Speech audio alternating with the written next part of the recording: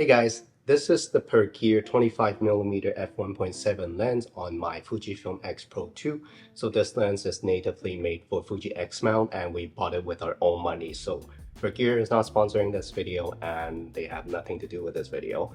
I'm just going to tell you how I feel about using this lens. I'm sorry for the poor audio quality because I just moved. As you can see, the background is super messy.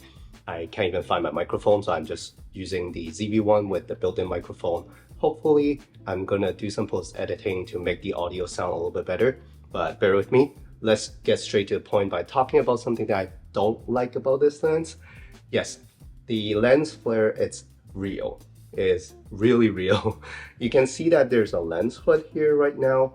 This one, for some reason, the lens that I got from Amazon came with this round shaped lens hood, but it's not really doing anything. To be honest with you, it's not like a really big or thick lens hood. So if you're pointing the lens directly at sunlight, yes, it's gonna flare like crazy.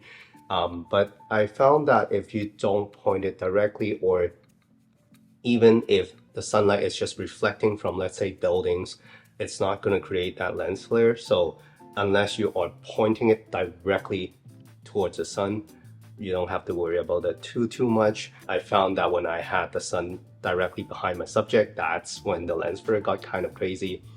It will wash out the image. It just literally just block everything off, and it has these like rainbow colors on the edges of the flare as well. So if you're not a big fan of lens flare, maybe this lens is not for you. The second weakness of this lens I figured, or I noticed right away, is the vignetting. Yes, at f1.7, the vignetting is really strong on the corners. I would say you have to stop it down to like after f5.6, then you will get a little bit better in terms of the vignetting. But if you're only using this lens for photos, you won't have too much problems because post-editing is pretty easy to remove vignetting. And if you are using this for videos, which I'm going to talk about very soon, then you don't really have to like worry too much because you'll be filming in a 16:9 aspect ratio. Unless you're using newer Fujifilm cameras with open gate, then you will get the dark corners because it doesn't have the 16:9 black bars. It's basically like a taller kind of sensor aspect ratio. Then you will get really strong vignetting like when you are using it for photos. But for me, I have been taking photos in 16:9 aspect ratio, or even 2.35:1, which has the black bars at the top and the bottom, like when you're watching a movie. Then you will not have too much of a vignetting problem because it blocks off the vignetting basically. The third weakness or third thing that I don't like about this lens is the lens design. Yes, this is a really compact lens, which is great for a lot of reasons, but for me, it's a little too small, too tiny. I have like small hands, as you can see already. I still find this lens too small to basically control. And especially the focus ring is at the front, which is like here. You will have to kind of like pinch the lens in order to focus. I'll take up the lens hood first, by the way. Ooh, almost dropped it. So this is the actual lens. You can see without the lens hood. I don't think everyone gets a lens hood. For some reason, mine came with a lens hood. I don't think it's something that came with the lens or come with the lens originally anyway. So you'll have to kind of pinch the lens in order to get to the focus ring. And also it's really thin. The focus ring is about like, I don't know, like 1 centimeter or even less if you're talking about the geared part. Yeah, so this is not too easy to grab onto in order to focus.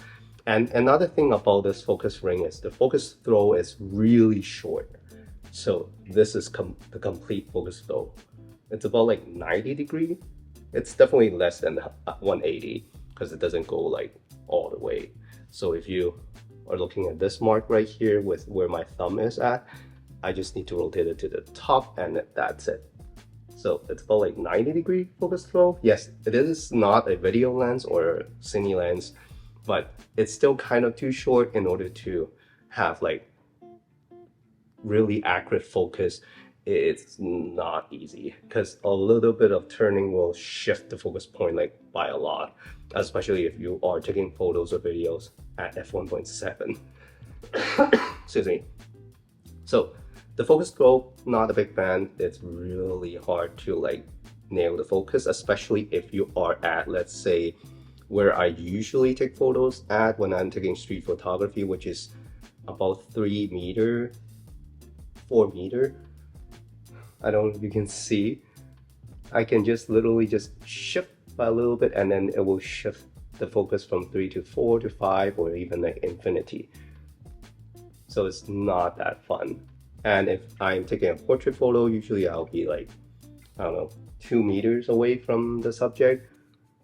2 meters to 3 to 4 to infinity is just like a centimeter away. So not a big fan of the focus scroll. I'd rather have like a little bit longer focus scroll and a bigger kind of focus ring at the front. I don't like this kind of like cone-shaped lens.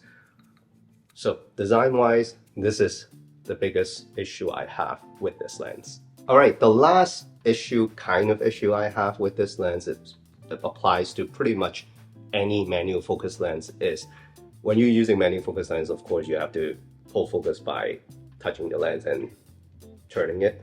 So if you're taking photos like this, it's fine. If you're taking photos like this, it's fine. But if you are taking photos at a higher or lower angle, it's really hard to like find the focus ring and grab onto it.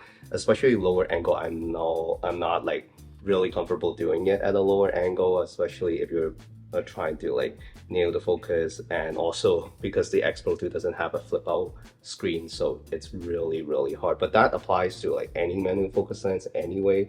So if you are trying to get a manual focus lens for work, let's say you take a lot of photos at like different angles, not just like here, then it's going to be difficult, just to give you a heads up. So I'm not super comfortable doing it. I had no idea what I was doing almost when I was taking photos for my friends at the cosplay Comic-Con. So yeah, that's just something you have to pay attention if you're getting a manual focus lens. All right, let's talk about some of the things I like about this lens. There's quite a bit, so I would definitely say that this lens is better than I expected, and also the pros, the good things, are outweighing the negative things. So the first thing is this lens is sharp, like really sharp, but not clinically sharp. You know that I don't like clinically sharp lenses or images, so this is perfect. I put it on my XPro2, and when I take photos, it's really sharp that if I zoom in into the subject, let's say if I'm doing a portrait photo, I can see the eyelash and everything. I don't need anything sharper than that, because if you have a super sharp sensor and a super sharp lens, everything is super clinically sharp, you might have to end up doing a lot of touch-up before you can share the photos with your friends or clients. So I don't like super sharp lenses, and this is perfect. It's not clinically sharp, but it's sharp enough. I would say the center is sharp. Yes, the corners are not as sharp, but I don't usually focus on the corners. So if you are the type of photographer or videographer that will need like the entire image to be sharp, no, this is not going to work. It's a center focus lens, and everything on the side is kind of swirly, kind of blurry. So it's kind of like a vintage design, vintage lens kind of vibe. So definitely not something that you would use for like a magazine or like anything super professional, where you need extreme sharpness throughout the entire image, but sharp enough. The next thing that I really like that surprised me by a lot is there's almost no chromatic aberration. I'm not even kidding. I tried pointing the lens or taking photos and videos of something super high contrast, not even on like anything that is, let's say, a white outfit against like a darker background, or something metallic, something reflective against the sun and stuff like that on the edges of like leaves and trees.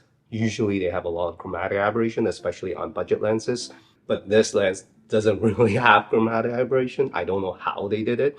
At this price point, it's like $100, and they don't have a lot of chromatic aberration. So definitely you don't need to worry about it, unless your copy is different. But my copy, no chromatic aberration, and I got it from Amazon. That's it. The next point where I really like about this lens is there's almost no distortion as well, which is weird because I've used a lot of budget lenses, even something that is a lot more expensive than this, a couple of $100, let's say they call it a budget lens, but they still have a lot of distortion. I know this is full frame equivalent to about 40mm in terms of the focal length and the angle of view, but I didn't really see distortion because sometimes even at like 50mm, I've tried something budget, a budget lens that is around like 50 or 60mm, it still will have distortion, no matter if it's like barrel distortion or cushion or pin cushion, but this one doesn't really have it, so which is great. Maybe because I was taking photos at 16:9 and also taking videos at 16:9, but even when I was taking like photos with the whole sensor, like I think 4:3, it doesn't really have distortion, and on the subject's face, everything looks natural. It doesn't have like a really weird like fish eye effect on the subject's face. So yeah, no distortion, which is great, or close to none. Okay, the next point is this lens look pretty cool. I said that I didn't like the cone shape design, but it looks like a vintage lens almost on the XPro2, and I love this kind of like design where it makes me happy when I see the camera and it makes me want to take the camera out and take more photos. So yeah, the design is cool. Full metal build. The aperture ring is clicky. It's not clickless. It has clicks, which is good for photos. I know some people would be like, oh, it's not good for videos. I have never changed my aperture when I'm like doing video work, so I don't know why people want like smooth aperture like rings. Maybe in some videos or movies they do change the aperture to change the exposure.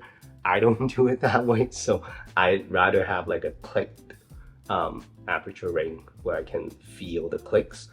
But I don't usually change the aperture when I'm taking photos or videos anyway. I usually use it at f1.7. So the design, really good. And also one thing I want to point out about the design is the lens mount is really solid. It clicks in onto your camera really, really nicely. If your copy doesn't, then maybe try to exchange it or whatever. But then my copy, it clicks in really well. It's not like super tight like some lenses. It's not stuck, but it's really tight, but it doesn't have weather sealing, so don't use it in like crazy weather. But then the mount is really solidly made. The mount is also metal. The lens is metal, but it's really light. I think it's only like 200 grams. You won't really feel it on your camera. I have this lens hood that came with my copy, and this is also made of metal. I highly recommend getting this. It looks cooler this way anyway, and it does a little bit of a job of blocking the light and blocking the lens flare, but I think it looks cool. That's pretty much why I have it on or keep it on. It screws on at the front, which is 37mm, and that is a really tiny filter thread, but this one comes with the lens and it's metal, and it protects the lens as well, because I don't like putting the lens cap back on because the lens cap was really, really cheaply made, and I kind of have to like pinch in order to put it back on, so I just leave it like this. It's like $100 lens. I don't think I'll put a filter or UV filter on in front of it, and it might create more lens flare. So design wise, I really like it with the silver touch up. I don't know if I am a big fan of this design, but then overall it's a really, really nice design. And the only thing maybe is I don't like the Pergear logo at the top. Yeah, no, if they can use something a little bit shinier in terms of, I mean, like instead of matte black, that would be nice too. But anyway, I like it. Okay, the next reason why I like this lens is because of the price. I was looking for a 25mm lens, and I was looking at, of course, the Fujifilm F2, and that one was like $400, I think. Even used is not cheap because Fuji cameras and lenses, they're getting like super expensive in the secondhand market as well. So I was looking and looking, and I was like, okay, I don't think I'll be using this focal length that much, so that's why I decided to go with a manual focus lens. And this is less than $100 US, and yeah, it's not expensive relatively to like a lot of lens options. Even when you're looking at other brands, I think there is like a newer, there's 7 Artisans and TD Artisans. This one is cheap, and I think the image quality, because of the no chromatic aberration almost, I went with this lens and I'm really happy with the result. The image is sharp, nice, clean. I don't have to do too much in post, and it's tiny compared to other lenses, and it's at f1.7. I don't know how true that is, but it's not bad in low light as well. So it's a really good budget option for this focal length if you only want to use this focal length like occasionally, because I also have the 35 f1.4 Fujifilm and 56 1.2 Fujifilm. So yeah, it fills the last gap I need, like in terms of wide angle. I don't like having anything wider. So yeah, $100 or less, which is great. Yeah, those are the pros and cons. If you ask me who should get this lens, I would say, again, if you occasionally need this focal length, definitely get it. It's probably going to be like at the corner of your camera bag, and it won't take up too much space anyway. And the image quality is super nice if you don't mind manual focusing. But for people who is just starting to build up their camera kit and they also want to try like using manual lenses, this is a really good option because it's really budget friendly and the image quality is going to be great. You won't have to do much in post, which is really important to me. I hate photo editing or like having to touch up, especially if I'm using this lens for video.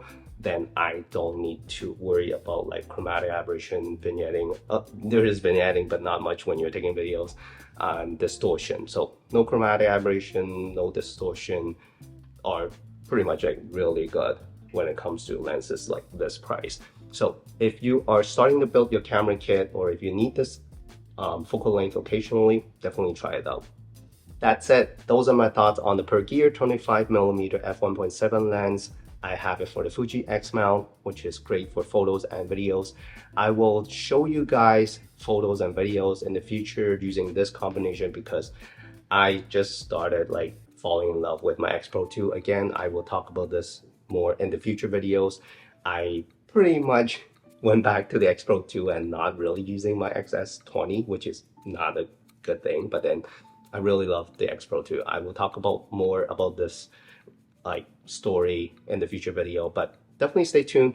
And if you have any questions about this lens and combination and the recipes or editing process of the image or the videos that I showed you guys in this video, let me know in the comment section below as well. Thank you so much for watching, and I'll see you guys in the next one, and hopefully audio and the background and everything will be better in the future video. See you guys next time.